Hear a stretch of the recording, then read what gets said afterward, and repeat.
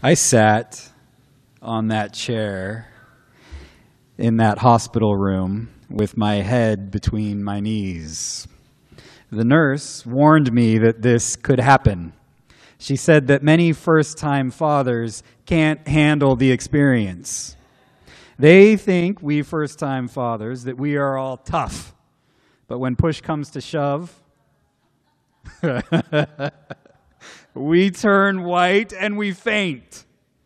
Then the dads fall on the floor and they have to call in the daddy nurse. And nobody likes to call in the daddy nurse because, oh, the shame. She told me, that nurse, that if I started to feel queasy, that I should immediately sit down and relax. But I thought to myself, no, I will be just fine. Besides, this is the birth of my firstborn, and I wasn't going to miss a thing. Carrie was in the hospital bed, and she is not here to defend herself or this story, but that's okay. She was in the hospital bed, and the doctor said that it was time. Carrie started breathing at a faster pace. The doctor started giving instructions. Then the nurse started coaching Carrie by saying, "You can do this, Carrie. Push, breathe." And I was just standing there like I usually am, clueless about what to do or what to say. But I felt like I should say something. So I said, "Push, breathe.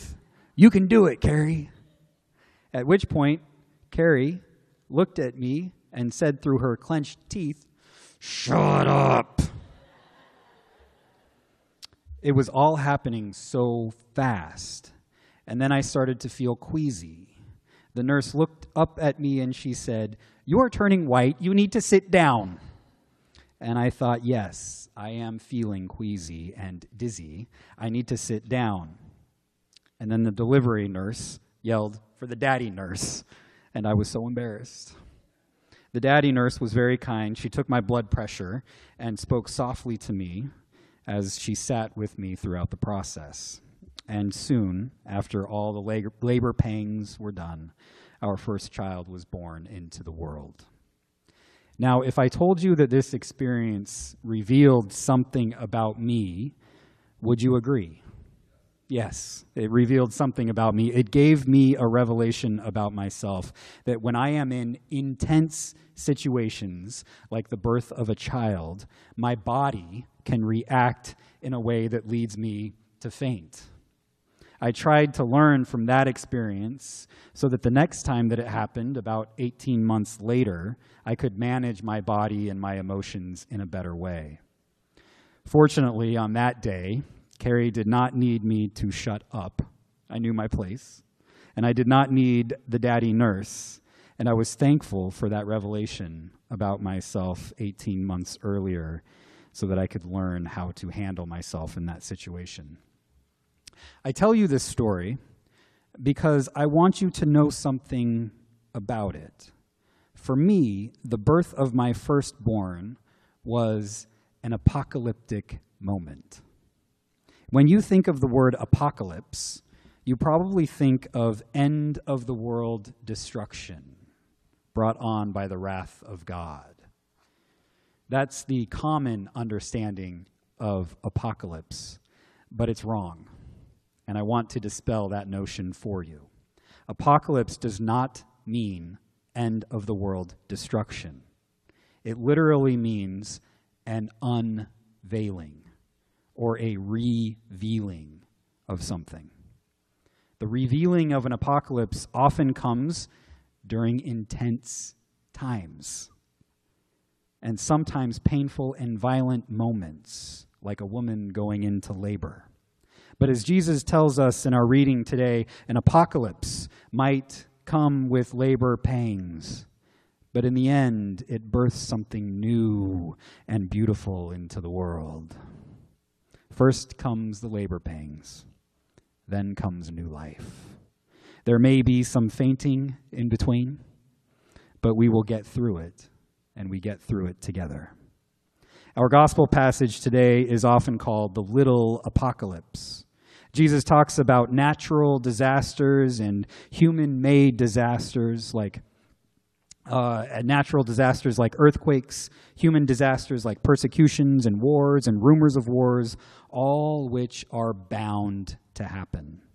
But we can remain thankful during these times in the midst of it because something new is being born if we have eyes to see. But when Jesus used apocalyptic language, he did something totally new and different. In fact, he births a new world in a radically new understanding of this term apocalypse. So we need to know the older understanding of apocalypse before we can understand what Jesus is doing here. Apocalyptic stories were traditionally emerged from the ancient Middle East prior to Jesus. One of the main elements of these stories was an attempt to reveal a cosmic battle between good and evil. Apocalypse is told about a heavenly battle between God and the forces of evil. The divine struggle had implications for the human realm. God would ultimately win the war, the people believed. But when the forces of evil in the cosmic realm were winning, the forces of evil on the earthly realm were winning too. Apocalyptic stories had implications that were positive and negative. On the positive side, there was no doubt that God would eventually win the war. Apocalyptic literature was sometimes written by people who were persecuted or under threat of persecution. They told these stories not to inspire fear in people, but to inspire hope. Hope that in the end, God would win. But there was a negative side to these apocalyptic stories as well. One problem with apocalyptic literature is that it puts responsibility for violence onto the divine realm. Humans battle good and evil are just imitating the divine battles between good and evil. So humans don't really have responsibility to change our ways because we're just imitating the cosmic realm. So with this background of divine apocalyptic battles in your mind, I want to invite you to take a look at the paper that you have with Mark chapter 13 on it. Take a second and tell me where Jesus talks about the cosmic battle between good and evil that's happening between God and the forces of evil in the divine realm. I'll tell you. Jesus doesn't. He doesn't talk about it. All of the violence that's happening here is on the human realm. This is Jesus' great program. At every turn, he shows us the nonviolence of God. He flips our traditional understanding of this apocalypse upside down. When we think of apocalypse, we think of an end of the world destruction brought on by God's violence. But Jesus flips that script. For him, the violence is not divine. It's not God's. It's ours. It's human. Nation will rise against nation. There will be persecutions and earthquakes and natural disasters. You can expect these things to happen. But for Jesus, it's not because of God. It's because of the human pattern of violence and destruction. Why is this good news? Why might it lead us to be thankful? Because for too long, there have been horrible ideas that go something like this. God causes hurricanes in New Orleans to punish people for living in sin. Or God causes tornadoes in Minneapolis to punish a group of Christian denominations that was discussing whether they should be open and affirming towards LGBTQ siblings. Or the latest effort to propagate this idea that God caused wildfires in Northern California to punish people for California's homosexual agenda and marijuana use. That theology is bogus. Because Jesus reveals that God doesn't cause hurricanes or tornadoes or earthquakes or wildfires to punish people. Rather, God is there, suffering with us in the midst of those disasters, trying to help us through the trauma and the pain and the suffering so that something new can be born. The most apocalyptic events in the Bible are the cross and the resurrection. They reveal the most about God. The Gospels all agree that these are the supreme moments of revelation. The political and the religious authorities united with the crowd against Jesus and hung him on the cross. The question has always been, what was God's role in that apocalyptic moment on the cross? Nowhere in the Gospels does it say that God hung Jesus on the cross. The Gospels say that humans hung Jesus on the cross. But the cross was the birth pangs of something totally, radically new.